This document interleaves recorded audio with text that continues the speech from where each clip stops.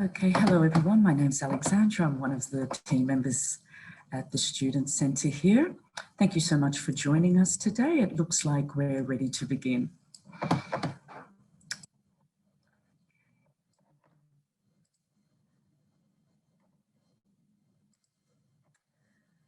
Although we cannot meet in person today, we would like to start off by acknowledging and paying respect to the traditional owners of the land on which we would normally meet, the Gadigal people of the Eora Nation. It is upon their ancestral lands that the University of Sydney is built. We pay our respect to elders past, present and future. So to provide a bit more detail in today's session, we'll be covering off some key topics related to selecting your units in Sydney Student. We'll begin by looking at how to find your course rules and requirements and understand how this relates to selecting units in Sydney Student. Next up, we'll look specifically at requesting an exception to the rules that are in place to ensure you meet your degree requirements and what this will mean for your enrolment and unit of study selection. We will also help you understand when you need to request an exception and understand what the on-screen messages in this unit of study selection portal mean. Following this, we will walk you through the process to make an application and what will happen once the application has been submitted. At the end of the session, we'll have the opportunity to answer any questions you may have regarding this process. So we'll begin by looking at your course rules and how this relates to selecting units in Sydney Student. Before you enrol and select your units of study, you'll need to refer to what we call the faculty handbook. Your handbook contains important information on your course rules and unit of study requirements, which will be necessary to complete your studies. You can access the handbooks from sydney.edu.au/handbooks or search handbooks on the university website. You need to ensure you always refer back to the handbook for the year you commenced your current degree. So if you're just starting out, you'll need to refer to the 2021 handbook for the entire duration of your studies. For anyone joining us today who commenced in a previous year, you can find your handbook from the handbook archive on the left-hand side of the page. By clicking on your faculty handbook and navigating to your course, you'll be able to find your course rules. This may be titled as course rules or course resolutions. As an example, you would select the Science Undergraduate Handbook for 2021, then coursework to find the degree or course rules and requirements for a Bachelor of Science or Bachelor of Science, Bachelor of Advanced Studies. Your course rules contain important information regarding the study load for your degree. So whether you have flexibility to enroll full-time or part-time, for example. The specific requirements you will need to complete, such as core units, majors, minors, and specializations, and also required number of credit points. It may also contain further information about progressing through your course. For example, you may need to meet a certain average mark each semester or year. In the case of the Bachelor of Science, I have scrolled down to the requirements for award on the course resolutions page. This will provide a summary of the requirements you need to meet in order to be awarded this degree, meaning we have assessed that you've finished all the degree requirements. While I won't cover the specific rules of this degree in too much detail, it's important to check firstly how many credit points you need to complete. 144 credit points would be the requirement of 3 years full-time study if you enroll in 24 credit points each semester. You may also find further specific requirements regarding degree core units, programs, majors, minors, and specializations, open learning environment units, and electives, for example.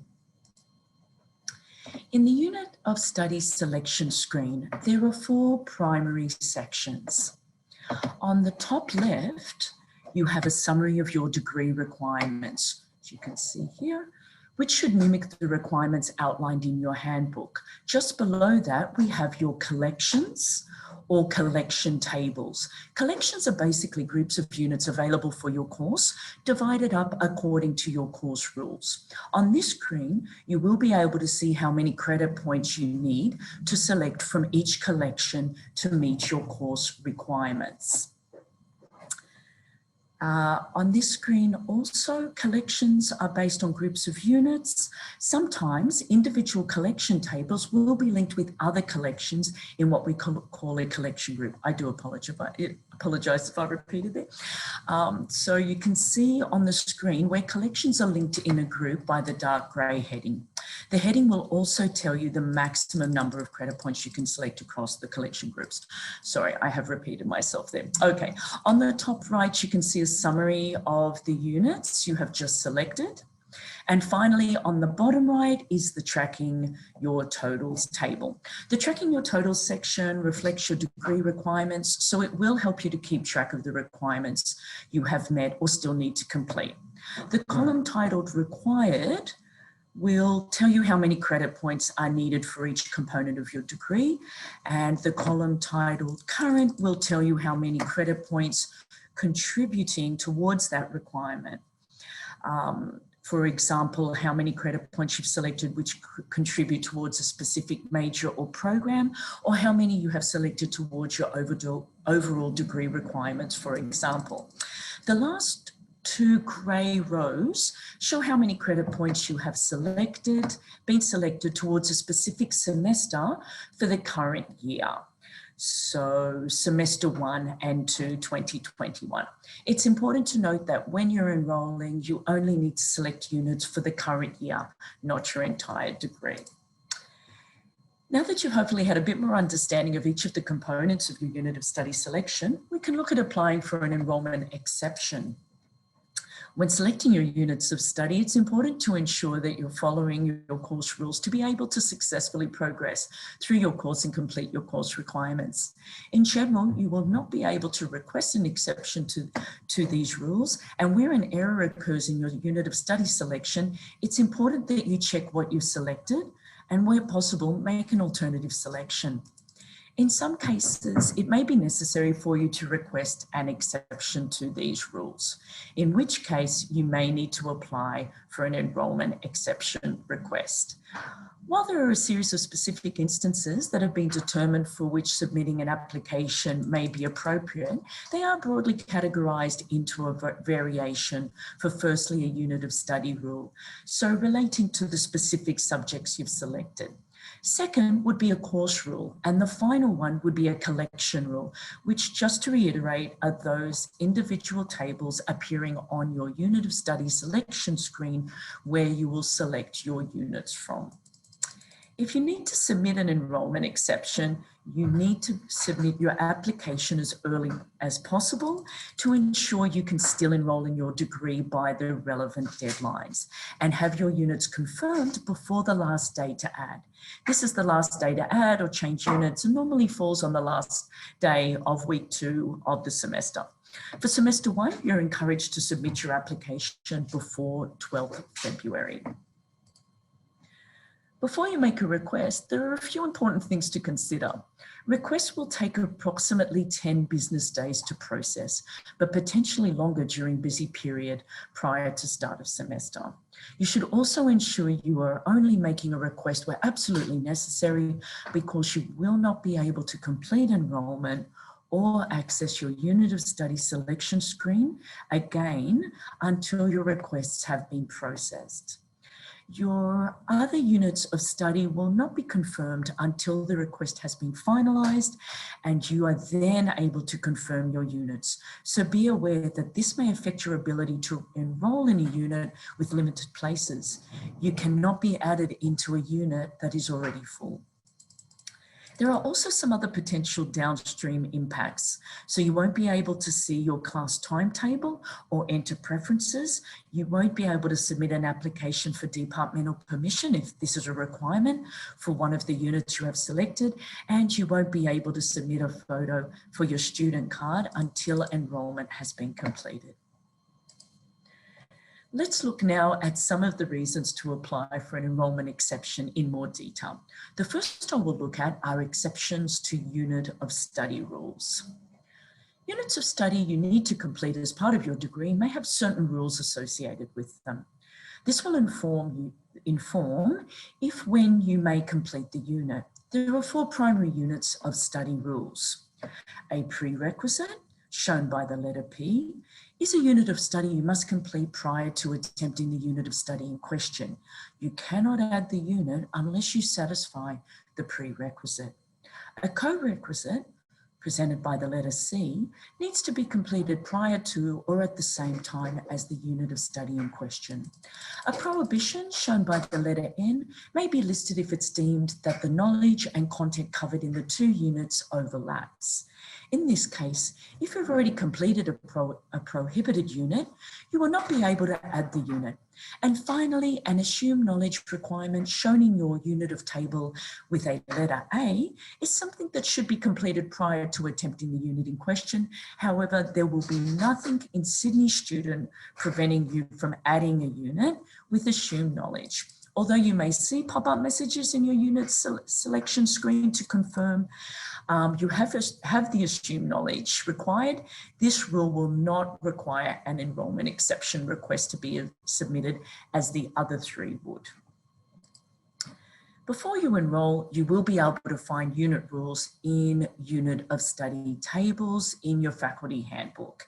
In the accounting major unit table on screen, you can see, for example, that there are a few rules listed for ACCT 1006. There is an assumed knowledge requirement of HSC mathematics, a prerequisite, so you need to complete either BUSS 1030 or ACCT 1005 before enrolling in ACCT 1006, and also a prohibition. So if you have completed either ACCT 1001 or ACCT 1002, for example, you cannot enroll in this unit. As you add your units of study in your unit selection portal, you will see a unit of study rule not met if you are not meeting one or more of the unit rules. The message will tell you the specific rule you are not meeting. In most cases, there will be an alternative unit you can select for the current semester, and you may then be able to add this unit in a later semester once you have met a prerequisite or co-requisite. In some cases, it may be necessary for you to request an exemption from one of these rules. So this may be if you've met a prerequisite or co-requisite through prior study that cannot be applied to your degree as credit, or maybe study completed on exchange. You may also be able to apply to break a prohibition rule if the unit is a mandatory part of your course requirements. Each of the scenarios you may need to apply for are outlined in detail on the website. You just need to search for enrolment exception request on our website. I've also linked this on our Slido. As the information you need to provide and documentation will be specific to the type of request, I won't cover all of these in detail, but if you have any questions about this information, please feel free to submit this via Slido. The second issue you may encounter is a course rule exception, and this will generally relate to your study load. Your study load relates to how many units you need to enroll in each semester. As I showed at the start, you can find the total number of credit points required to complete your course in your faculty handbook by checking your course rules. If you enroll full-time, it's recommended you enroll in a maximum of 24 credit points each semester. However, you can enroll in up to 32 credit points in a teaching period. So this may include intensive units outside of normal semester teaching weeks. As a domestic student, you will normally be able to enroll in 0 to 32 credit points. However, some courses will require all students to be enrolled full-time. So this would mean you would need to select a minimum of 18 credit points each semester. If you're studying on a student visa, you need to enroll in at least 24 credit points to meet full-time study requirements of your visa. If you are not meeting your study load requirements, you will see a course rules not met pop up. Again, the specific rule being broken will be outlined. In this case, the student has exceeded 32 credit points in the teaching period. You will also see this type of error if you have not selected enough credit points in a semester. So you should vary the units you have selected to comply with these credit point requirements. Again, we have a few different scenarios where you may need to request to overload. This just means you're applying to exceed either the maximum number of credit points you're allowed to take in one semester or for your degree overall. This would include needing to complete a unit which is actually mandatory to your degree, so not just wanting to take an extra elective out of interest, or maybe wanting to enroll in additional units because you've shown that you can manage a higher workload. If you are required to enroll in a minimum number of credit points each semester, again, you will require approval to enroll in less credit points.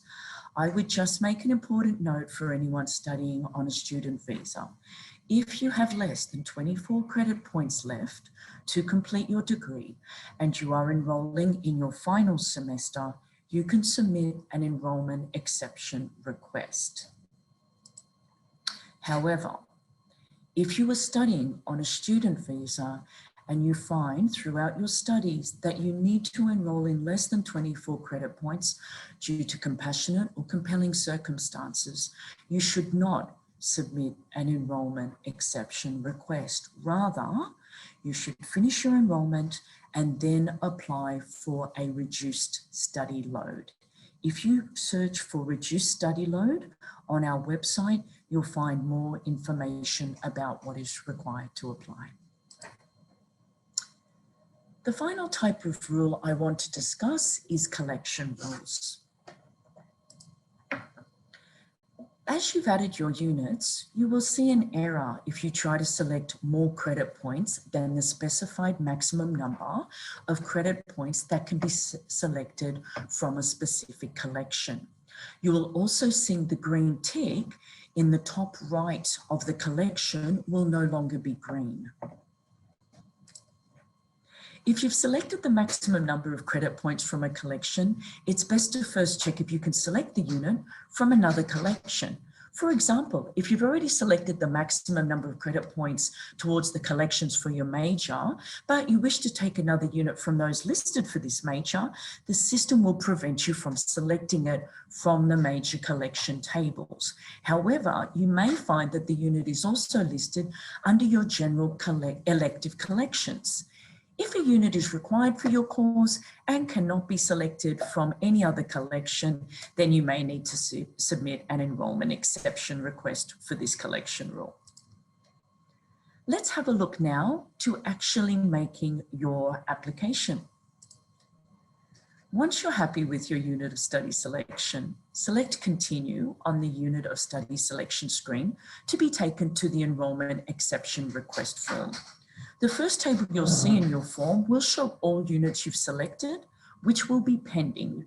The second table provides details about your enrollment exception request. Just down here. For each rule you need to request an enrollment exception for, you will see an item listed in the enrollment exception request details table. On the left-hand side, you will see a summary of the request type, just over here, lovely. You will see a summary of the request type, so whether it relates to a unit rule, a collection rule, or a course rule. In the middle column, further information will be provided about the specific rule that has been broken. And then in the last column, you'll see a section indicating if you still need to provide supporting information for the request. Supporting information needs to be added for each of these rules. So for example, click the circle next to unit of study rule relating to the prerequisites for BIOL 3007, then select provide supporting information.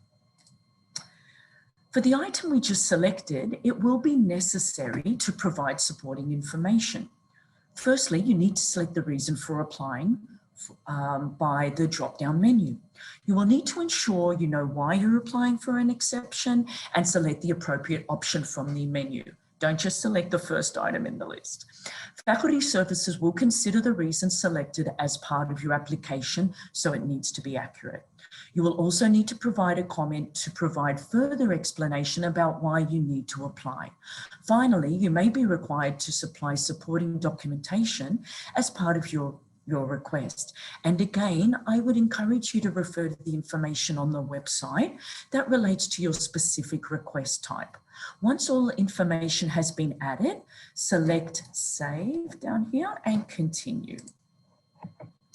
If you do not select a reason or add a comment in your request, a red error will appear and you will not be able to add information for the next exception request or submit your application.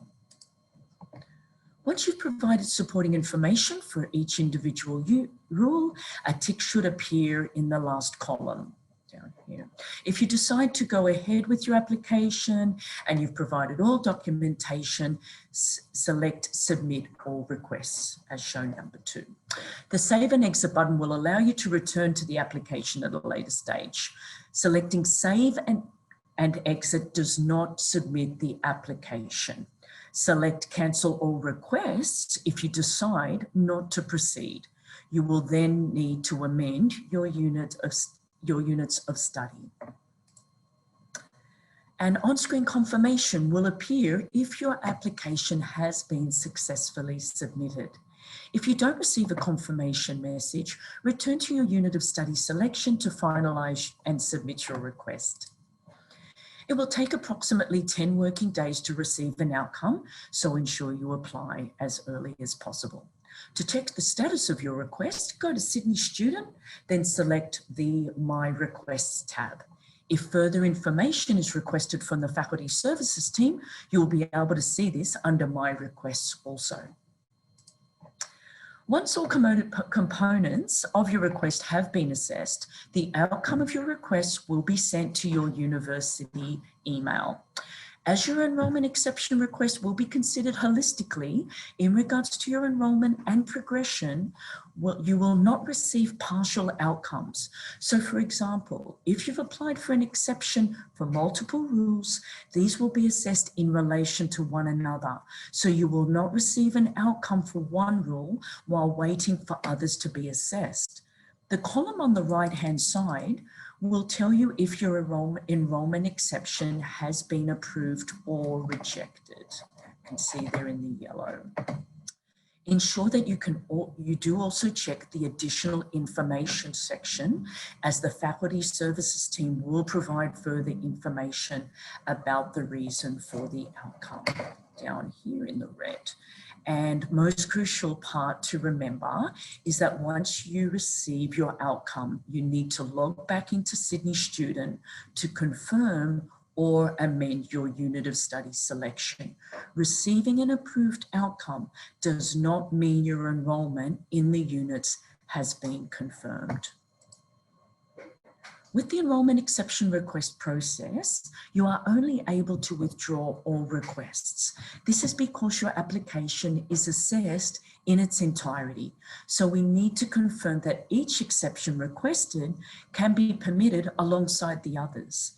If you are wanting to withdraw or amend your request, you will need to select the withdraw all requests and then submit a new enrolment exception request.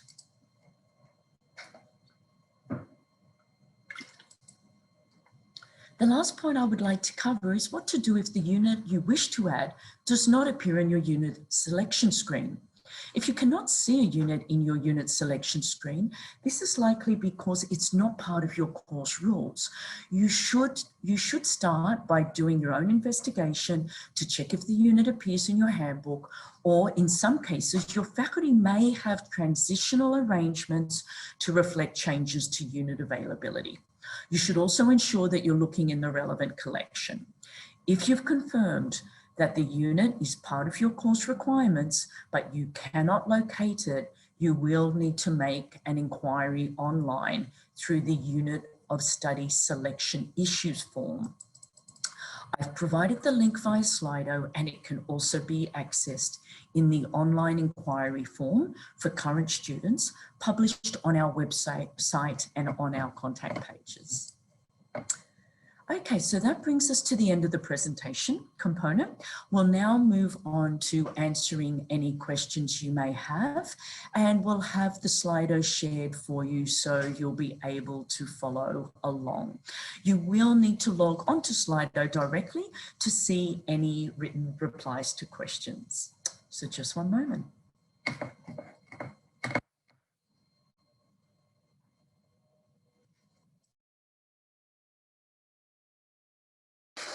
All right, everyone, thanks for your patience. All right, we have a few questions here. So just give me one moment and I'm going to bring up one of those questions on the screen. Okay. So the first one that we have is, just one moment there. What is the procedure when seeking an enrolment exception? I have already submitted an academic advisor assistance form for an appointment with an academic advisor. Also, will that person who contacts me be from the relevant faculty? So yes, with regards to, you can certainly obtain academic advice, and we will send that link. Anyone can find that on our website. If you just Google academic advice and put in USYD for the University of Sydney or USyd, there is a really good page there and has a link to each faculty or school's academic advisors. Some of them also have that on Canvas. Now, yes, definitely when you're making contact with those academic advisors, they will be from the relevant faculty. Just keep in mind, however, if, as we were saying during the webinar, if your unit of study selection is bringing up an enrolment exception request pop-up message, you will still need to submit that. You can talk to the academic advisor about that, but if you're not meeting the course rules for some reason, and you still want to go ahead with that, you will still need to submit an enrolment exception request through your unit of study selection page.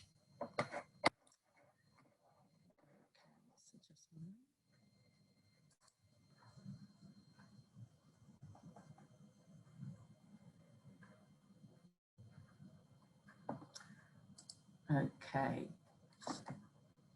Just give me one moment. I'm just going to bring up another question.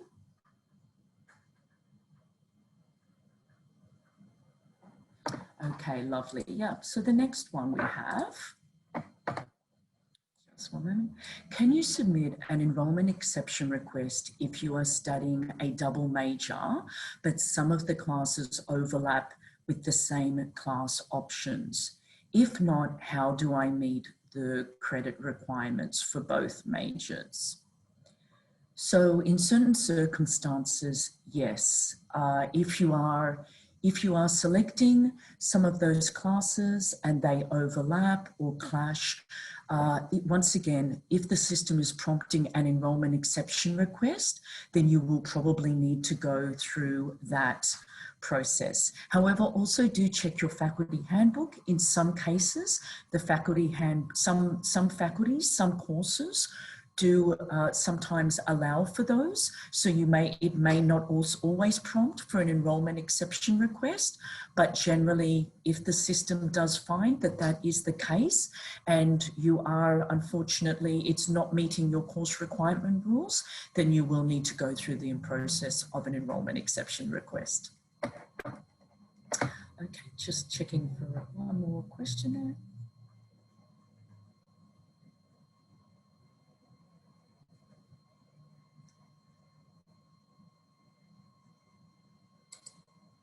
Okay, the next question we have there.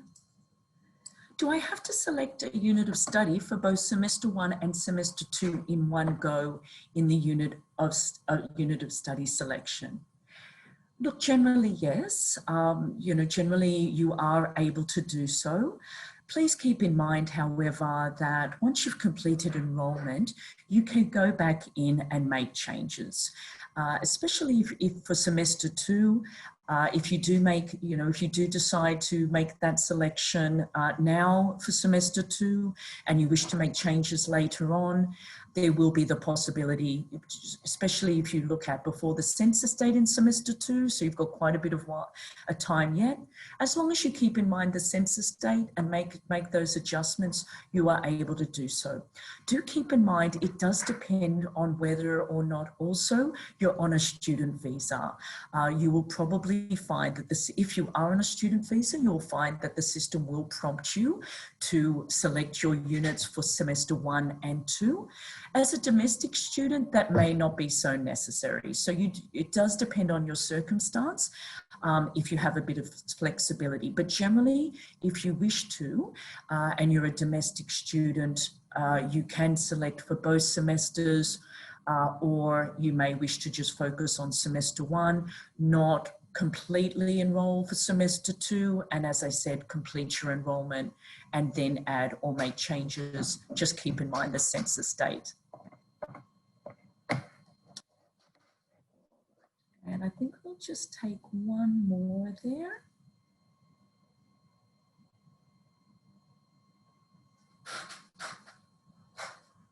Okay, this will be the last one. So this is not relevant. It was sort of specific to an enrolment exception request.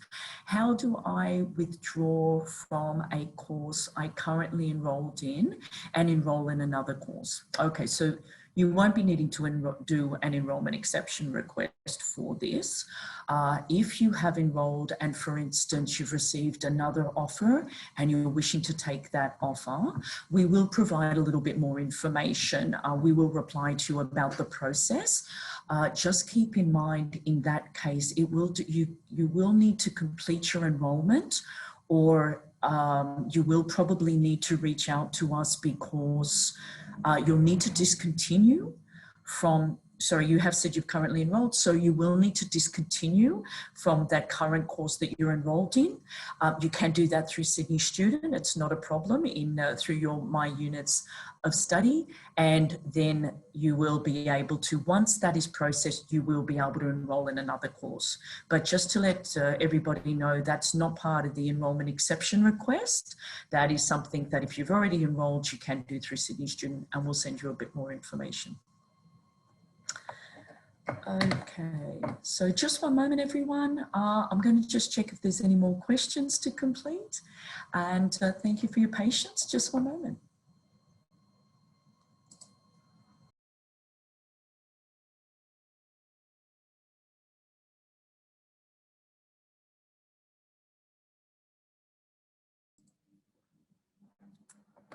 All right, everyone. Well, thank you so much for joining us today.